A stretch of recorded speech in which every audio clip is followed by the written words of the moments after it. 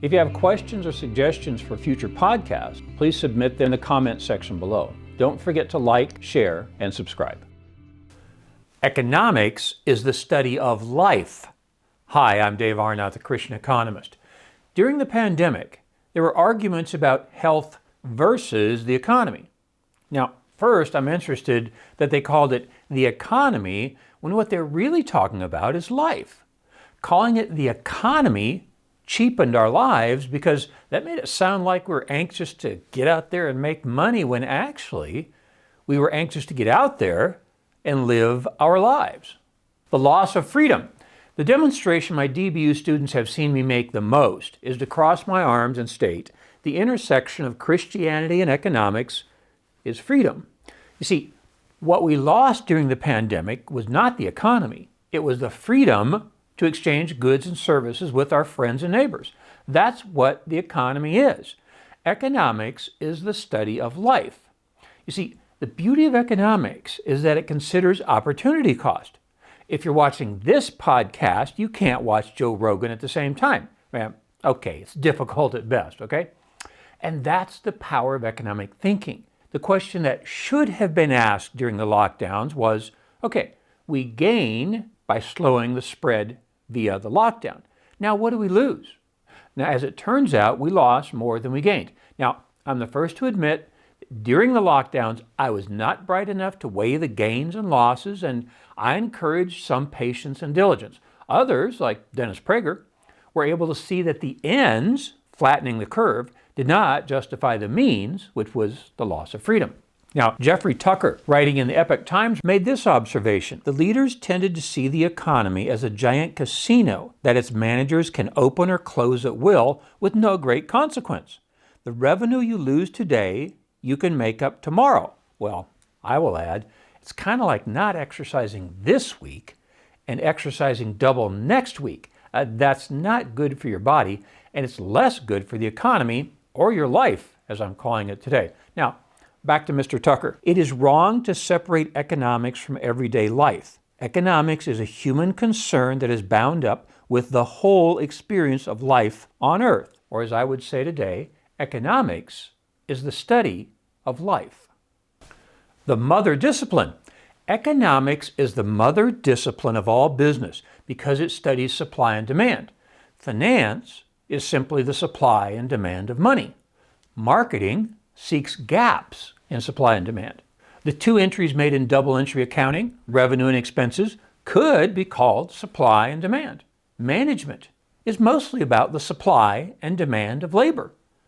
Business law is based on the economic distribution of arguments. You may have noticed there are two. Information systems studies the supply and demand of information. So economics is the mother discipline of all business. Now, philosophers will say we have a God-sized hole in our lives, which could be called demand. God supplies the demand. Look, you have to believe in something. You choose to supply that demand with God or something else. Now, the other course I teach at Dallas Baptist University is strategic management. My definition of that course is aligning an organization with its environment. Now, here's the Christian economics view. You've aligned your life with something. Why would you choose something other than God? The liberal arts. You'll remember the get out of jail card used by the Apostle Paul. He declared, I'm a Roman citizen. The Romans decided if they're going to let ordinary people vote like the Apostle Paul, they needed a liberal education. So they required to learn the trivium. It's just a big word for the number 3, grammar, logic, and rhetoric. Then you could proceed to the quadrivium. Now you can guess that there are 4 disciplines. They're arithmetic, geometry, music, and astronomy. Then you could move on to the other higher disciplines like theology and philosophy. I'm really tempted to launch into a sermon about how so many people skip the trivium and think they can jump to philosophy, but that's a topic for a future podcast. Now, I'm on the faculty at a liberal arts institution, Dallas Baptist University. Most liberal arts schools are Christian, although there are some interesting exceptions. The reason for the confluence of Christianity and liberal arts is that we believe God made a complex world, and we are called to understand all of it. Now, what happened during the pandemic was a division of the sciences into economics and medicine. That's a false dichotomy. When you're talking about medicine, you are studying the economics of medicine. It's not a standalone discipline. Maybe this helps. There are basically two categories of physicians. Medical doctors think more scientifically. They break the human into separate systems: circulatory, skeletal, respiratory, nervous, and digestive. I know there are others, but I'm in a hurry today. An osteopathic doctor does the opposite. She looks at the integration of those systems. Now, an example. If I take my sore back to a medical doctor, he will order an X-ray and an MRI. An osteopath would ask what type of chair I sit in and what kind of car I drive. Are you getting the idea here? Science separates disciplines by its very nature. Now, sometimes that's good, but to assume economics is a discipline separate from the others is incorrect. Economics cannot be separated as a distinct science. Economics is the study of life. The social sciences. Now, hard disciplines like physics and chemistry are above the water on the iceberg you're seeing now, because they are distinctly measurable constructs. Soft disciplines like sociology and psychology are below the water because they are concepts, which are more difficult to measure. When we study social science disciplines, like economics, we study how people respond to incentives. That's why one of the seminal books in economics is titled Human Action by Ludwig von Mises. In social science, we study how concepts below the water are measured by constructs above the water. In my study of management and economics, we have very poor predictive models compared to my wife Ginger's study of drug effectiveness. Now, try to operationalize this Trinity: Father, Son, Holy Spirit. I'm always entertained by the phrase, Christianity comes from the heart. Well, that's an analogy, and it might be effective, but it's still an analogy. Or, God is our Father. Well, not medically, but metaphorically, He is. See, you can change economic policy, but you can't change economic law. So we always look at the direction that policies will take us. I walk across the front of my classroom and tell my students, your 8th grade physical science teacher walked across the front of a classroom like this and told you she was pushing the earth that way. Okay, maybe she only weighed 120 pounds, so she wasn't pushing it very hard, but she was pushing it that direction. You remember the phrase? Equal and opposite pressures? Well, to assume she was pushing it forward would be absurd, unless you've listened to my recent podcast number 124 titled The March of Foolish Things, where I cite Senate Majority Leader Chuck Schumer stating that increased government spending will tame inflation. Okay, so there are economic laws about direction. Now, measuring the impact, that's much more difficult. In my classroom, I jump through the following trapdoor. I say, we could measure the economic response to this event, but we'd have to study econometrics, and I'm not energetic enough to do the math today. But we do know the economic direction that policies take us. Integrators are best.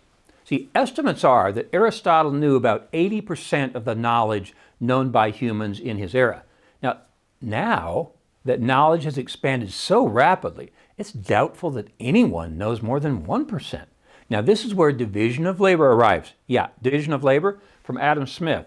Yeah, that guy said that we should divide work, and that's what science has done to us. But in today's podcast, we're questioning whether we have divided sciences too much. Actually, that's kind of my competence. I'm called the Christian Economist. There are many people who know a lot more about Christianity and theology than I do. And the economics part, my PhD is in strategic management. I came into economics kind of through the side door. There are many people who can draw supply and demand curves better than I can. And there are people who can write and speak more effectively than I can. My competence is integrating those 4 disciplines: Christianity, economics, speaking, and writing. At the nexus of those 4 disciplines, I make my humble contribution. My worldview guru, Davey Noggle, wrote the definitive book on the subject titled Worldview. He said, "We don't want business people who are Christian. We want Christian business people." Now, for business people, you're welcome to substitute educators, legislators, and truck drivers. His point was, Christianity comes first, as explained in the book The Call by Os Guinness. He says we have 2 calls. The first is to be a follower of Christ. The second is to do something. The doing must be an outcome of the being. There must be an integration of those 2 things. Now that's the danger of our over-scientific worldview today. We're told to leave our religion at home and in the church and to separate it from our legislation, education, and truck driving. That's not biblical. Okay, quoting Mr. Tucker again, the scholastics of the late Middle Ages knew there was a unity in truth. As a result, they studied everything, always seeking interrelationships between disciplines. It was in this period that the discipline of economics was born, not as a branch of engineering or technology, but as a path to understanding how human lives can thrive and to examining forces at work in the world that makes that possible, end quote. He's right. Economics is about more than distributing goods. It's how and why we distribute them. It's based in a worldview that integrates disciplines. We believe that God admires that integration. Economics is the study of life. I'm Dave Arnott, the Christian Economist. Fear God, tell the truth, earn a profit. See you next time. For more information, please visit us online at davearnott.com. If you have questions or suggestions for future podcasts, please submit them online or in the comments section below. Don't forget to like, share, and subscribe.